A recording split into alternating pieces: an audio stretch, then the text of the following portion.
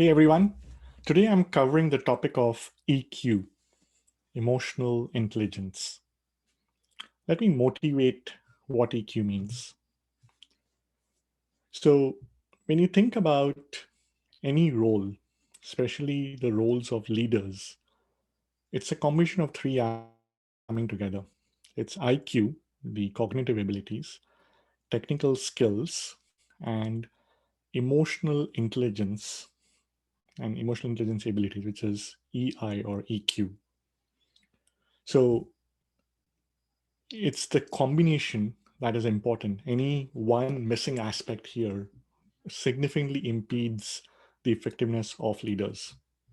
Now, what is IQ or emotional intelligence, EI versus IQ? Emotional intelligence essentially is the ability to recognize and understand emotions in yourself and others, and really being aware of how to manage your behaviors and relationships. It's as simple as that. IQ essentially focuses on your ability to learn, understand situations, reason, apply your knowledge. It's really about the analytical side of the brain, which governs the thinking and reasoning part. So two very different aspects that are both required to come together. Another way to put this essentially is when you think of the differences, right? IQ or cognitive ability, it's more of the ability to concentrate and plan, use words effectively, analyze, interpret, understand, and assimilate information. When you think of EQ or emotional intelligence, it is understanding oneself and others, getting along in the world, dealing with life's demands in terms of the different situations that exist, right? Positive relationships and adapting to changing environments. Now, now that we've established that EQ and IQ are various things, I wanted to build up on how to get there. How do you improve your EQ, so to speak? So firstly, what does EQ involve, or emotional intelligence? What does it involve, right? It is basically, think of this as four key buckets or four key pillars. And this is a very nice book. In fact, um, highly encouraged to read Daniel Goleman's analysis and book on EQ. Four buckets: self-awareness, self-management, social awareness, and relationship management. So when you think of self-awareness, it is about emotional self-awareness, understanding what you're feeling, how you're feeling, managing yourself. Self-management is self-control, adaptability, achievement orientation, positive outlook. Social awareness is about empathy and organizational awareness, and relationship management is about how do you influence, coach and mentor, manage conflict, teamwork, and inspire as a leader. So this is really what EQ is about. And within this context now, I'd like to highlight, especially when it comes to the aspects of social, right? This is where when you're relating with others, think of this as sympathy, empathy, compassion. I know these words tend to be used synonymously. In fact, way to think about this is sympathy is about I feel for you. Empathy is I understand you, and compassion is I want to help you. And as leaders, the real goal here is to convert your sympathy or empathy level into compassion. Like, going from I feel for you and understand you to really helping you in helping the person that you're interacting with. Now, an important aspect here is what is your EQ? Where do you stand in the context of these aspects we talked about? There is a great checklist here by, again, Daniel Goleman. Highly encourage you to go and look at the way the checklist is defined. And let me bring this up over here.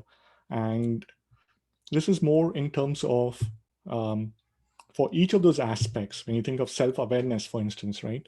Um, what kind of emotional awareness do you have? Recognizing one's emotions, accurate self-assessment, do you knowing your strengths and limits, self-confidence, a strong sense of self-worth.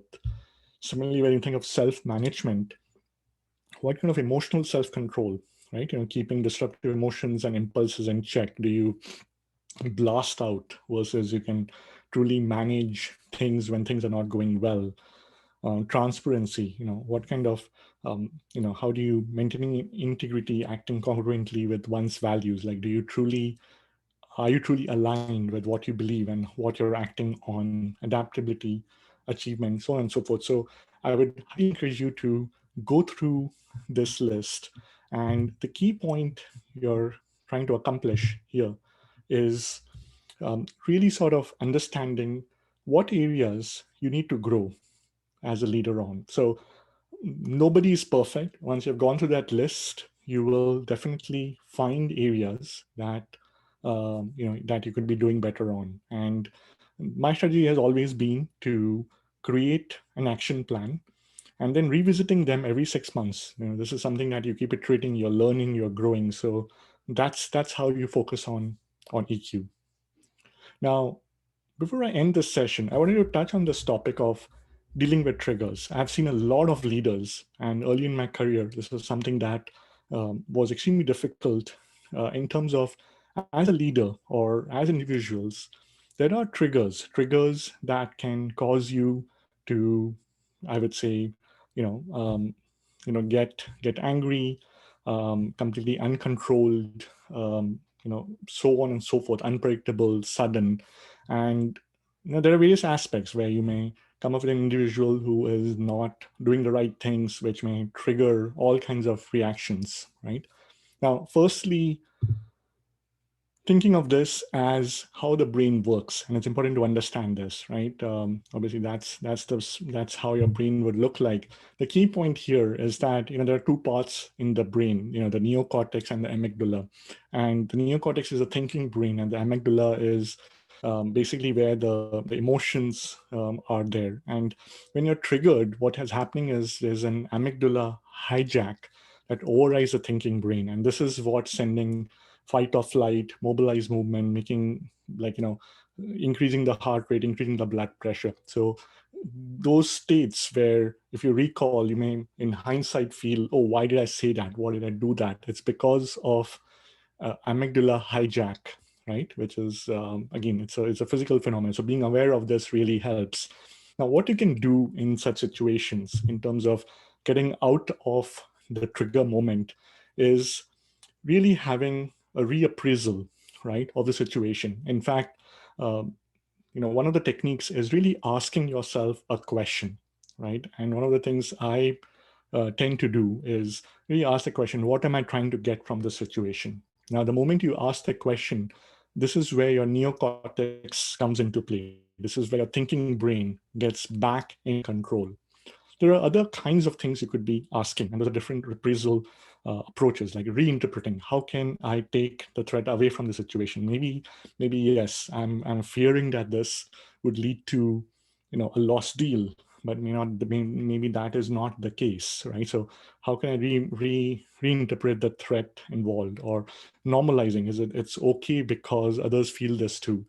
Reordering, I'm going to think about the value I'm putting on this, right? Sometimes you may be thinking that to be very significant, but maybe that it's not that you should be putting that much value. That helps you, again, get control back. Repositioning, I'm going to consider this from another perspective. Whatever works for you, the key point here is really in that moment asking a question which really sort of gets back into the neocortex, helping you think, and sort of get the situation under control. There's an absolutely great book. Completely recommend this, Search Inside Yourself. One of the fantastic books. This is from the Google employee. So I absolutely recommend. It's one of the best books out there. So to wrap up, emotional intelligence can be learned. It increases over time if you're motivated and disciplined. The core of emotional intelligence, the limbic system, learns best through motivation, practice, feedback. So reach out to people you trust to get feedback, to really make sure you're applying these in different moments, different parts of your of different situations, day to day, and optimize the use of your emotions, right? Um, and optimizing the use of basically is a combination of, like, information, motivation, practice, and openness for the feedback. That really helps in terms of getting better. That's the key emphasis here. Oftentimes, having a coach or having folks that can coach you through this.